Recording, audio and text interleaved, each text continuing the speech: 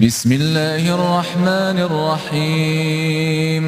تبارك الذي بيده الملك وهو على كل شيء قدير الذي خلق الموت والحياة ليبلوكم أيكم أحسن عملا وهو العزيز الغفور الذي خلق 7 سماوات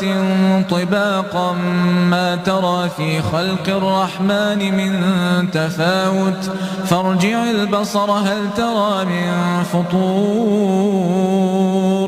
ثم ارجع البصر كرتين ينقلب إليك البصر خاسئا وهو حسير ولقد زينا السماء الدنيا بمصابيح وجعلناها رجوما للشياطين وأعتدنا لهم عذاب